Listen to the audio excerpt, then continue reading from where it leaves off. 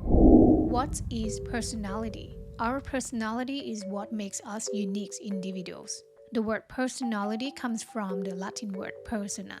In an ancient time, a persona was a mask worn by an actor in order to either protect different roles or disguise their identities. Personality is one of the ways in which individual people tend to differ from one another. Personality can be defined as person's characteristic patterns of thoughts, feelings, and behaviors.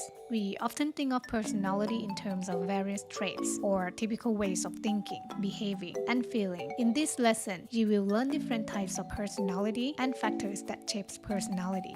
So, we have defined personality. Another question that has long fascinated psychologists is the question of what causes personality.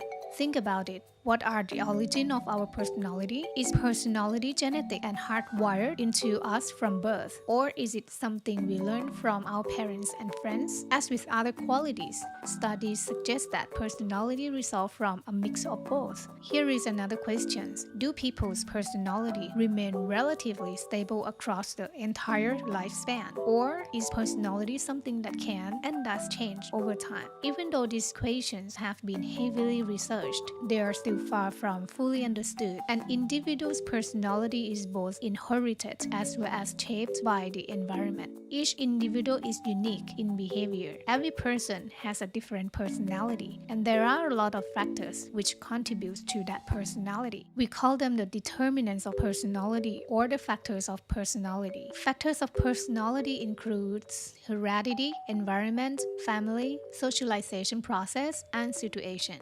Different theories have been discovered by different psychologists in an effort to properly define personality. Some of the famous thinkers in personality psychology department have been world-renowned psychologists like Sigmund Freud and Carl Jung. In this lesson, we will discuss the theory of personality developed by Sigmund Freud and Carl Jung. We will discuss how human personality develops throughout one's life course according to their theories.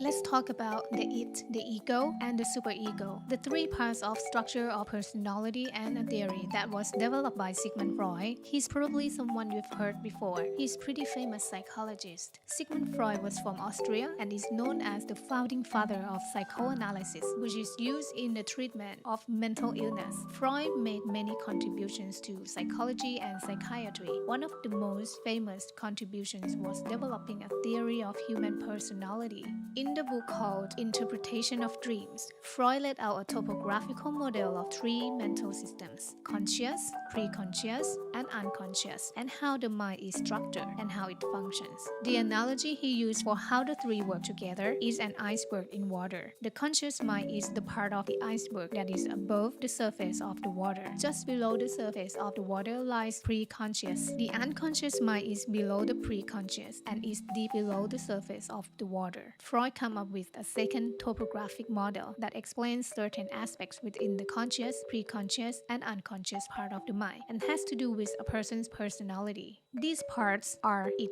which resides in the unconscious part of the mind; ego, which mainly resides in the preconscious and conscious parts of the mind; and superego, which resides in all three parts. We will explore Sigmund Freud's theories concerning the layers of self. In doing this, it will highlight how the id, ego, and superego play in the life of all of us. Freud explained the idea of internal conflict is the conflict between basic desires, which is id, morality and being a good person, which is the superego, and the consciousness, which is ego. According to Freud, the three components or agency of personality are id, ego, and superego. Each one has a specific part to play in how the personality is developed and used in the adult years of a person's life. So first, let's start with the id. This is an unconscious part of your personality. It is basically the childish and impulsive part of you that just does what it wants, and it wants things really intensely and doesn't really think about consequences. Freud describes this as operating on a pleasure principle, which essentially means what it sounds like, which is that it's always seeking, try to increase pleasure and decrease pain. Now, as an example of this, let's say you come home and you find to your delight that your roommate has baked a cake. Your id would think,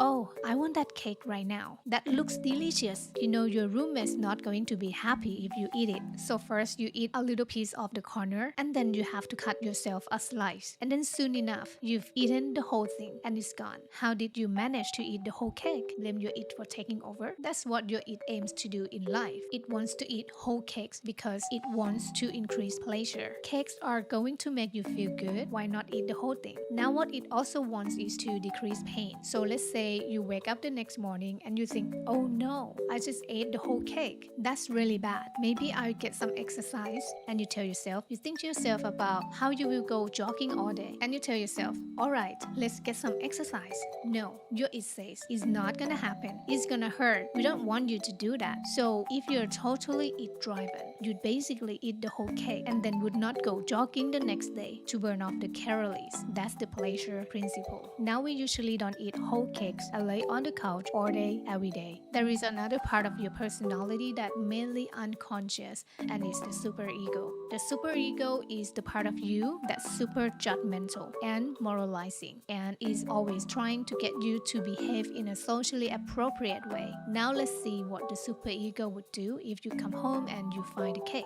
If the superego is in charge, you wouldn't eat that cake at all. You still think it looks delicious and want to eat it. But the superego would say, no, it's my roommate's cake. I'm not gonna eat this cake. Remember, the superego wants you to behave morally and appropriately. And it's not that socially appropriate to eat other person's cake. But let's imagine that your it takes over. So you do eat that cake. The same thing happens. You eat a little bit, you eat a little bit more, and somehow you end up eating it all. But now your superego jumps back into action. What happens now that you already ate the cake? Guilt is what's going to happen. Your superego makes you feel really guilty when you do things that are not socially appropriate. What do you do now? If your superego is in control again, you would certainly go jogging, but you would also apologize to your roommate and bake them a new cake, maybe an even better one than before. The superego controls our sense of right and wrong. We feel bad when we do things that are wrong, and we feel good when we do things that are right. And that's what the superego controls. Now let's talk about the third part of our personality, the ego. The ego mediates between the it and the superego. The it is trying to get you to do things like eat cakes and not go jogging. And the superego is trying to get you to make good decisions and be an upstanding person. So the it and the superego are always fighting with each other. And the ego steps in between the two. While the it and the superego are mainly unconscious part of your personality, the ego is fully conscious. What you think of as you is what Freud would call your ego. And the ego operates on something that's called the reality principle. And what the reality principle means is that your ego interprets the unconscious drives from your it and superego and turns those into real actions.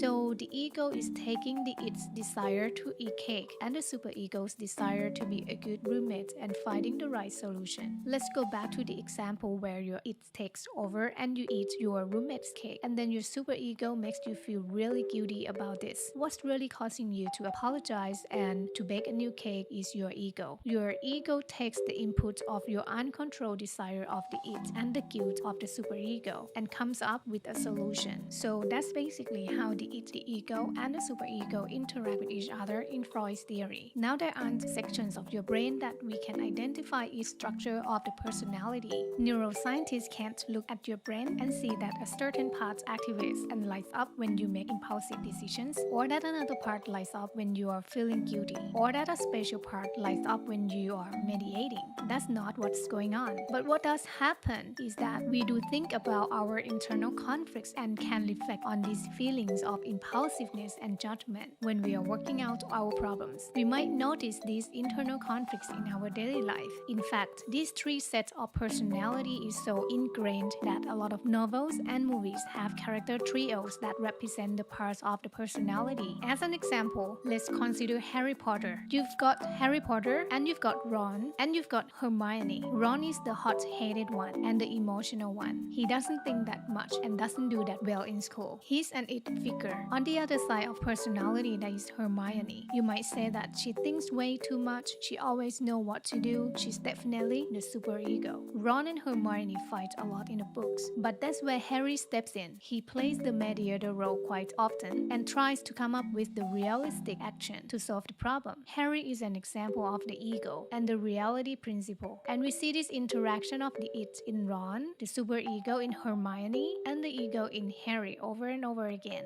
So that's Freud's lasting legacy. His three-part personality of the it, the ego, and the superego. Again, is a bit outdated and is not based in neuroscience. It might not be fundamentally true way of representing our personalities, but it's a model of thinking about personality that's made a big impact in psychology. Remember, the it is the impulsive part of your personality that is driven by pleasure. The superego is judgmental and morality correct part of your personality. And the ego is the conscious part of your personality that mediates between the it and the superego and makes decisions.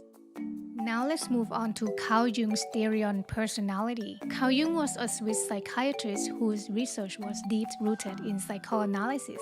He was greatly influenced by Sigmund Freud and even conducted research alongside him. Eventually though, Jung disagreed with many of Freud's theory. Jung is best known for his research in personality. In this theory of personality, Carl Jung distinguished two different attitude types: introverts, which are those people who receive stimulation from within, and extroverts, which are those who receive their stimulation from the environment. Introverts are generally more withdrawn, while extroverts are generally more sociable. For example, Jane is an extrovert. She loves to go out on adventures with lots of people and see exciting new things. Her friend David, though, is the opposite. Given the choice, he'd rather read a book than go outside with Jane. David is an introvert. Extroversion in personality refers to someone who is stimulated by social interactions and generally has an outgoing personality. An extroversion in personality is someone who is energetic, outgoing, talks frequently, and is social. They will spend their nights with others instead of at home reading, and they form fast relationships with others. People who have high introversion are interested in the world around them and have high gratitude in interacting with others. They are focused on environment around them and thrive in social situations. Extroversion is the concept of being concerned with the things that are outside of a person. Instead of being concerned with their own thoughts, they are concerned with their own surroundings. On the other hand, people with introverted personalities prefer to spend time alone and more comfortable focusing on their inner thoughts rather than engaging in social interactions. Most people with introverted personalities are seen as passive, quiet, and thoughtful.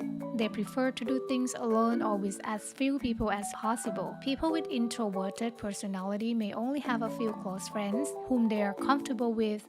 They also tend to have a good imagination and enjoy reflecting on ideas and concepts rather than taking action. They spend a lot of time thinking things through before they act, and they possess a high level of self-awareness. Jung's work is very influential and led to the development of the popular Myers-Briggs personality test. Based on Carl Jung's personality types, Catherine and Isabel Briggs Myers developed the test during the World War II to help women get jobs and replace the men who had left to fight. Many companies use Myers-Briggs Type Indicator or MBTI when selecting candidates for their vacancies, and it's no surprise. This test proved to be effective not only for choosing a job but also describing a person. Each personality type is made up of 4-letter acronym depending on how you view and interact with the world. The 4 letters can be defined as the following: extroversion versus introversion. The first letter characterizes individuals as either introverted or extroverted. The first criteria signifies the source and direction of a person's energy's expression. Introverts derive energy from their inner world and need to be alone to recharge. They may feel drained of energy when spending too much time with others. Extroverts, on the other hand, are energized by interaction with people. Their energy comes from outer world activities as they prefer to move into action and makes things happen. Intuition versus sensing. The second letter represents the methods by which someone perceives information. Sensing types tend to pay attention to the physical world around them. They notice facts and mainly believe information they receive directly from the external world and trust experience heavily. Intuition types prefer to work with the abstract, pay more attention to meaning and patterns. They are more interested in new possibilities and thinking about ideas than reality and hands-on experience. Thinking versus feeling. This pair describes how individuals prefer to make decisions. Thinkers prefer to make decisions logically by being impersonal to avoid outside influences. They look for logical explanations, then apply it when making decisions, and believe that truth is more important than tact. In contrast, feeling types weigh personal opinion and other points of view when making decisions, concerned with harmony and how the people involved will be affected. They lean more towards tact than telling the cold truth. They like to approach decision-making through compassion and heart. And lastly, the last letter reflects how a person implements the information they processed. Judging types are commonly seen as orderly. They organize their life events and stick to the plans. They are list makers, task-oriented. Those who are perceiving type appears to be flexible and spontaneous. Instead of organizing their world, perceiving type look as if they want to adapt to it. So, those are the 4 categories of the Myers-Briggs personality types. An individual's final type is made up of one of each of the categories then combined. Here is the QR code to an online test to determine what your type is. Take the test and see your results. I'm an ISFJ. What personality type are you?